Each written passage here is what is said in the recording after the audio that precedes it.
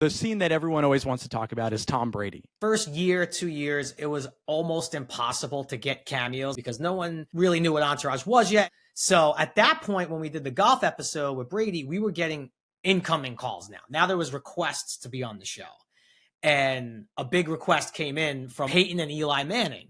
So I think that's what gave Doug the idea, okay, Peyton and Eli, let's do brother versus brother. And he wrote that episode and it was awesome. And it was the Chase brothers versus the Mannings. But then like 2 weeks before, the Manning brothers had to back out. I don't know why. They never really gave a reason why. And it was a bummer. But also, not only are you disappointed, now it's like, okay, this could cost hundreds of thousands of dollars if we have to really redo this idea.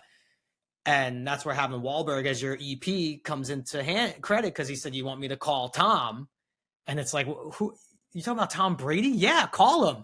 And went outside, called him. He's like, he's in. And this was the year prior, Brady, was coming off that season-ending knee surgery against the Chiefs. So he hadn't been seen or heard from for a long time. And to his credit, he came on, was in on the joke, showed up at 5 a.m, piped the drive right down the middle. I almost want to say his golf game was better back then than what we saw at the match. I expected bigger things from the match because he just had such a pure swing and he's a legit 6'5".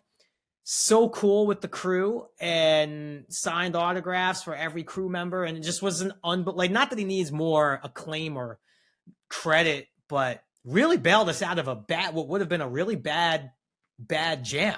Mark didn't call Matt Castle. His first call was to Tom Brady instead. Well, it's like, yeah, who are you going to call? Wade Boggs? Who are we going to dust on? It could have been Wade Boggs for all we know, or it could have been Pedro could have been out there. Who knows? Kevin Dillon claims that it was hard for him to hit that shot in front of Tom Brady. It's so funny, right? Because you have to know Kevin to really appreciate this, but he's out there and he has to hit some bad shots or whatever. And he comes up to me. He's like, you're about to see a performance of a lifetime, bro. I'm like, what are you talking about? He's like, me trying to pretend like I suck at golf. It's going to be my best performance. I will say, I do think when Dillon does struggle, he does struggle with the snap hook, like I do as well. So I think he just started hitting some snap hooks. But for the first few takes, he's trying to hit a bad shot and he just starts hitting like 280-yard baby draws. It's like, Dillon, that's like, you're in A position. He's like, I know, man. I can't help myself. What am I supposed to do? And I thought it was really funny when Brady played, what was that? Was it the Pebble Beach, the AT&T, when he hit that dribbler? And he tweeted out to Kevin Dillon, as like, Johnny Drama was right. These clubs must have been off the rack. The famous line that always gets quoted to me is like, I'm going to tell Tom Brady he sucks balls, right? We got that line from a friend of mine in Staten Island who we called up when he was rewriting the script and gave us that line. You just said, hey, what do you think of Tom Brady? And that was it. I called my buddy Paul in Staten Island. I'm like, Paul, you see Tom Brady the night before the Super Bowl against the Giants in a bar. What do you say to him? He's like, I tell him he sucks balls. And we just like, thank you very much. Done. But then still, like, I'm just meeting the guy and I have to be super mean to him and brush him off. Just had a really good sense of humor. We got to talk about Phil Mickelson. So I'm going to give you the whole Phil Mickelson story because it is a good story. First bit of information you need to know is back to Kevin Dillon's dad. In addition to being, golf coach and all that stuff, he was a really good portrait painter. Kevin Dillon has a weird history of art. Like one of his uncles was a famous comic artist and stuff like that. He painted a portrait of Phil Mickelson in mid swing, but he painted him right-handed. But still found its way to Phil. And years later, Dillon got the chance to ask Phil. And Phil, I think he said it still like hangs in his house because it's such a funny conversation piece where people will walk in. It's like, hey, why are you swinging right-handed? So there's a relationship there. A year after that, the Ari character makes a joke about Phil Mickelson. And it might have been in the Yom Kippur episode where Ari says, oh, this kid's melting down like Mickelson at Winged Foot because we were only a year removed from the U.S. Open at Winged Foot. So now we cut to a year after that. Kevin Dillon and I are playing out in San Diego. Might have been the Farm or the Bridges, somewhere out there in San Diego where Phil's a member of. And we're finishing, and Phil's just showing up. And to Dillon's credit, he went right up to him, brought up the portrait thing. I think that's how we learned that Phil actually likes the painting and still has it. And then Dillon asked him, like, you want to be on the show? And Phil, I think, said, like, yeah, it was really cool. It's like my favorite show. But then one night, my wife and I are watching, and you guys took that cheap shot at me, but like laughed it off.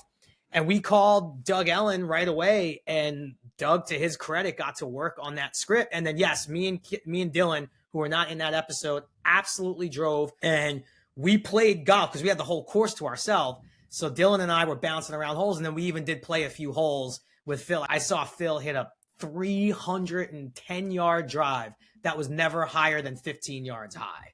And he started it out over the wall. It just was one of the crazier shots I've ever seen in my life. And in one of the holes, we weren't really playing for money, but I think I had like a 11-foot par putt and he had like a 30-foot birdie putt, and he told me to pick it up. I'm like, why? You're basically giving us a half. I was like, no, I'm going to make the putt. Your par is good. And he sinks like a 30-foot sidewinding downhill putt for birdie and wins the hole. So that was a dream. I mean, the situations we had with Entourage were crazy. And for some reason, athletes took to the show even more. You would think actors and maybe musicians. No, it was really athletes that took to the show. Now you see golf simulators all the time. This was almost 20 years ago. I didn't even know those things existed. That was really what got me into golf. And funny story with that simulator, that exact one you see us hitting into in between takes, Kevin Connolly from like 115 yards, hole in one. Kevin had golfed before, but had no interest in golf. We were just messing around. He aced the hole. And then, I remember thinking, wow, this would be so cool to have in your house. And who really has the money to do this? But as we've seen now in the last 20 years, they still are super expensive. But there's versions now you can get that are a little more affordable, even though it's all still a lot of money. Well, it sounded like Kevin Dillon had one back then. He got one, yeah. And I think, I don't know if he paid for it or what. I don't know how he worked out that deal, but he had a full swing golf simulator put into the garage of his house. And man, we just had duels out there. And I was, to this day, Jeff, this was so frustrating. I am now playing to probably about a 12 handicap, right? I could easily get single digits soon if I just put the work in. You put me on a simulator, I'm like a 4. I'll shoot 75 on the simulator with my eyes closed because I think it just looks like a video game to me. And perfect lies don't hurt.